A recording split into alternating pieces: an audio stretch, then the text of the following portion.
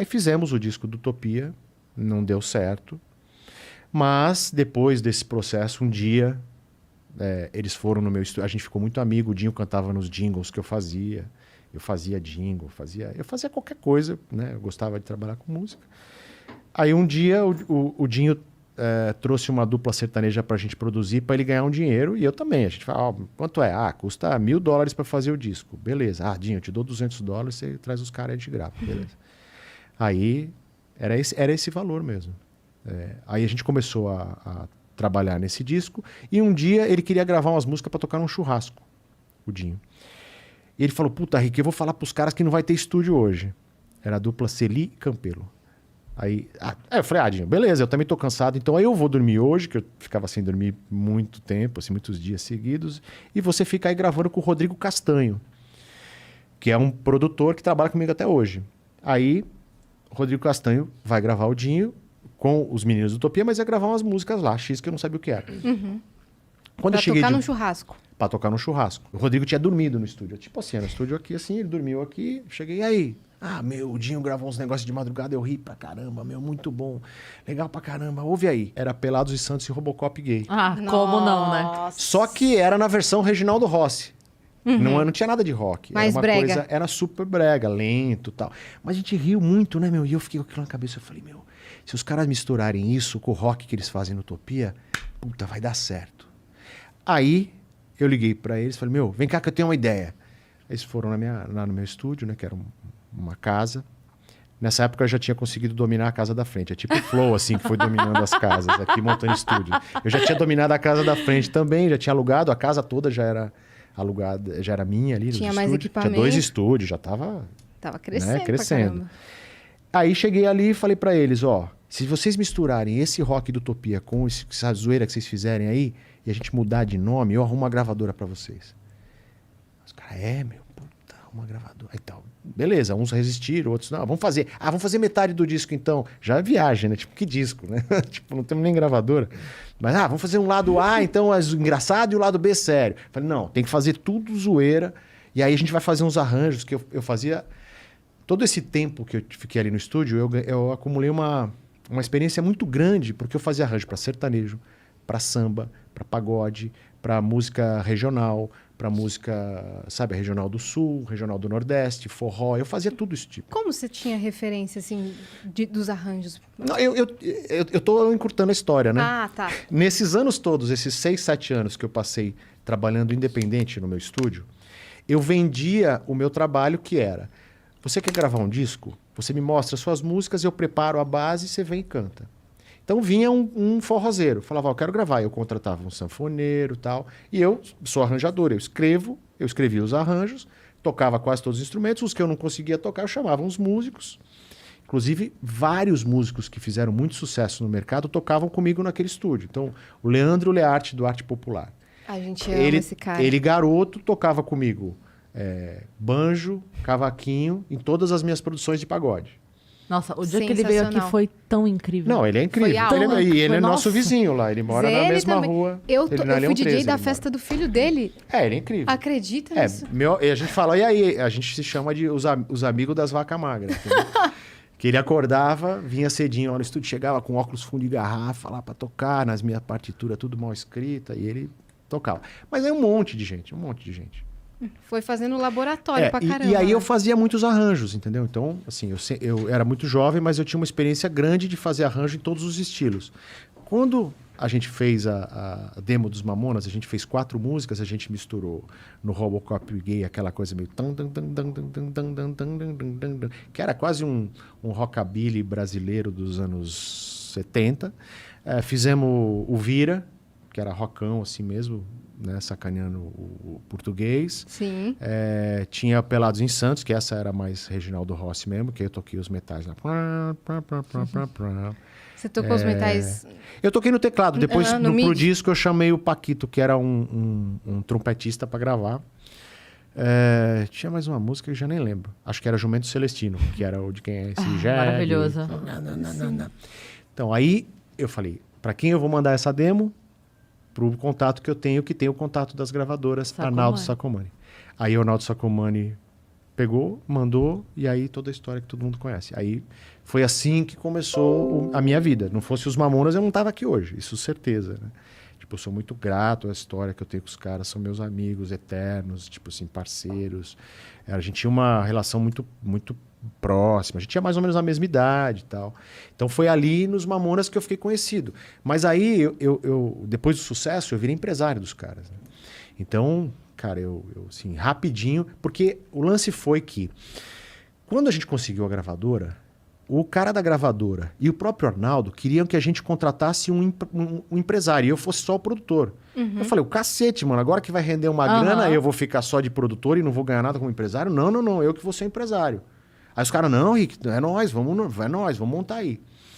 Aí eu chamei um amigo meu que tinha uma big band, que era um cara mais estruturado, que chama Sami Elia. Falei, Sami, era um cara que gravava no meu estúdio, puta gente boa, bacana pra caramba. Ele não era grande empresário, mas ele tinha uma big band e tinha uma estrutura legal da comunidade judaica, um cara super parceiro ali, né? Aí eu falei pra ele, Sami, você quer ser meu sócio? Ouve isso aqui. O cara pirou, o cara falou, não, cara, eu sou sócio, eu boto grana, faço qualquer... Vamos ser sócio. E o Sami Elia hoje, que é, tipo, meu irmão, ele é empresário da Glória Groove. Nossa, hoje. Apenas. Aí, tipo assim, são várias histórias que vão se cruzando, né? O mundo... Vocês são jovens, mas estão crescendo. Vocês vão ver que daqui... Obrigado pelo plural aí, jovens. Vocês são jovens, cara. Daqui 20, 30 anos, vocês vão ver que as coisas todas vão se entrelaçando. Sim. Então, mantenham as amizades, né, que vocês fazem no contatos. começo, porque as amizades fazem muita diferença lá na frente. Com certeza. Voltando ao assunto... Sami. Fizemos a sociedade, passamos a empresariar os Mamonas. E eu comecei a vender os shows dos Mamonas, o Sami cuidava da logística, o Sami vendia, eu cuidava da parte artística, gravadora, e eu cuidava do marketing. Foi aí que eu aprendi a fazer marketing de artista. Então eu falava com rádio, eu falava com a EMI, que era a nossa gravadora, eu falava com o diretor de marketing da EMI, eu que fazia esse meio de campo, que eu era o cara que tinha o jogo do artístico, do marketing da gravadora. Mas, infelizmente, aconteceu o acidente, né? Eles faleceram. Sim. E aí, assim, numa semana anterior eu tinha tido uma reunião com o Boni, que é o pai do Boninho, o cara Sim. que mandava na Rede Globo. E depois do acidente deles, eu voltei para estaca zero, né? Tipo, eu tinha que começar tudo de novo. Porque isso também é uma realidade no nosso mundo da música. Eu sei que todo mundo que viveu esse momento, né? Que já tinha ali idade para entender o que eram os Mamonas, né? Eu fui num dos últimos shows. Um dos últimos shows deles, acho que uns 15 dias, 20 dias antes, tinha sido em Sorocaba. Você foi? Fui. Sim, foi em Sorocaba. Isso mesmo. E eu tava nesse show.